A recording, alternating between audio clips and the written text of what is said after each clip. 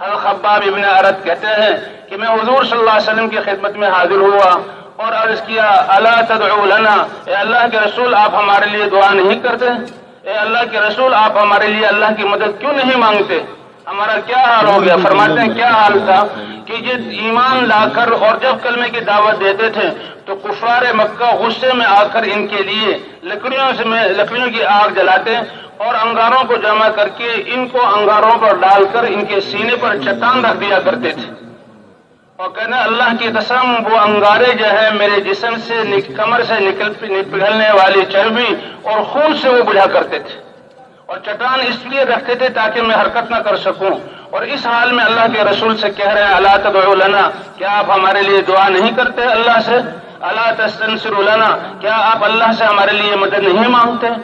اللہ کے رسول صلی اللہ علیہ وسلم نے ہاتھ اٹھا کر دعا نہیں کی بلکہ اور قربانیوں پر ان کو آمادہ کیا، ترغیب دی، فرمایا کہ تم جلد بازی کرتے ہو، یہ ایمان تو اتنی بڑی دولت ہے کہ پہلے زمانے میں اس ایمان کی وجہ سے ایک شخص کو پکڑا جاتا اور آرا اس کی مانگ میں سر کے بیچ میں رکھا جاتا، آرے کو چلایا جاتا حتیٰ کہ اس کی کھوپڑی دو حصوں میں ہوتی اور گردن تک یہ پہنچتا اور آخر تک چلاتے چلاتے اس کے دو حصے ہو کر گر جاتے اور یہ تکلیف بھی اس کو ایمان سے نہیں روکتی تھی۔ یہ ایمان اتنی بڑی دولت،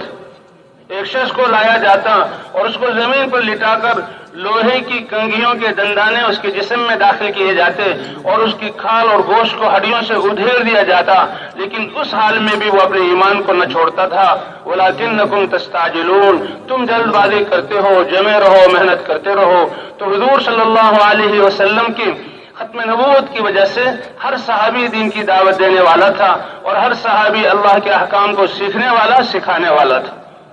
اور وہاں سیکھنے سکھانے کے لیے جی ہاں سینہ بے سینہ ایک دوسرے کو سیکھتے سکھاتے تھے، ایک دوسرے کو سیکھتے سکھاتے تھے۔ حضرت علی رضی اللہ تعالیٰ عنہ سے کوفہ میں کسی نے کہا کہ ہمیں وضو سکھا دیجیے، تو انہوں نے جب لوٹا پانی کا منگوایا اور اونچی جگہ بیٹھے اور وضو کر کے بتلایا کہ دیکھو اس طرح تھا حضور صلی اللہ علیہ وسلم کا وضو۔ تو اس محنت میں سب سے پہلی بات اللہ کی طرف بلانا، اللہ کی ذات پر ایمان اور یقین کی طرف بلانا اور اللہ کے احکام میں کامیابی بتلا کر فضائل کے ذریعے اللہ کے احکام کی طرف بلانا اور آخرت کی دعوت دینا، اور دوسرا اللہ کے احکام کو سیکھنا اور دوسروں کو سکھانا، اور عبادات کو صحیح نہج پر کرنے کی کوشش کرنا، احسان کی صفت پر کہ ہماری عبادت ایمان کی بنیاد پر ہو، فضائل کے شوق میں ہو، اللہ کی رضا کو حاصل کرنے کے لیے ہو، اللہ کے دھیان کے ساتھ ہو اور مجاہدے کی صفت پر ہو۔ ان صفات کے ساتھ ہماری عبادت ہو،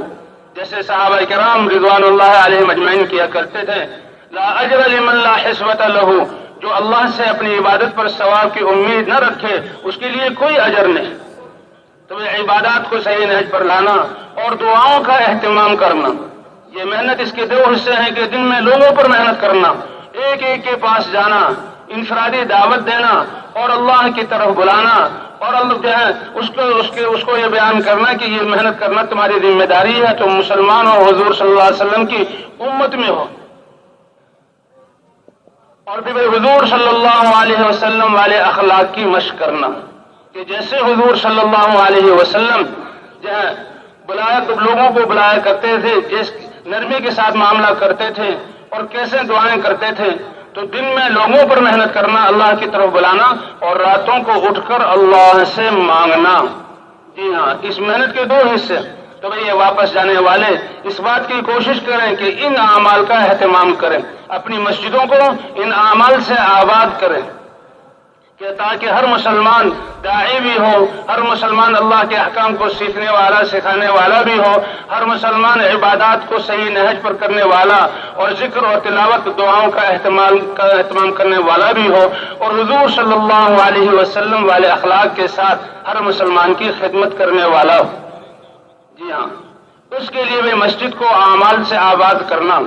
کہ مسجد میں ایک مضبوط جماعت ہو جو مشورہ کرنے والی ہو، پورے عالم کو سامنے رکھ کر وہ مشورہ کرے۔ اللہ تعالیٰ کی سنت مبارکہ یہ ہے کہ جب ایمان والے کسی خیر کے کام کا ارادہ اور عزم کر لیتے ہیں تو اللہ اس کو وجود عطا فرما دیتے ہیں۔ تو یہ مسجد کی جماعت سارے عالم کی فکر کرے،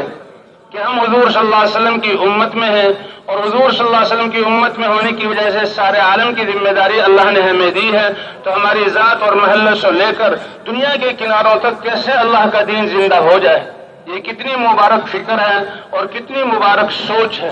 کہتے ہیں پہلے چیز جو ہے سوچوں میں اور فکروں میں آتی ہے، پھر زبانوں پر اس کا تذکرہ ہوتا ہے، اور پھر اللہ ان فکر کرنے والوں کی فکر کی برکت سے اللہ اس کو وجود عطا فرما دیتے ہیں۔ ہدایت دینے والی ذات اللہ کی ہے۔ تو بھی مشورہ ایسے وقت میں کریں مسجد میں کہ جس میں سارے ساتھیوں کا جمع ہونا ممکن ہو، زیادہ سے زیادہ ساتھی جمع ہو سکیں۔ پچھلے دن کی کارگزاری بھی سن لی اور اگلے دن کے تقاضے بھی ساتھیوں کو دے دیے، اور اس تقاضوں کو پورا کرنے کے لیے ساتھی اوقات فارغ کریں۔ فرمایا یہ محنت ہماری ذمہ داری ہے۔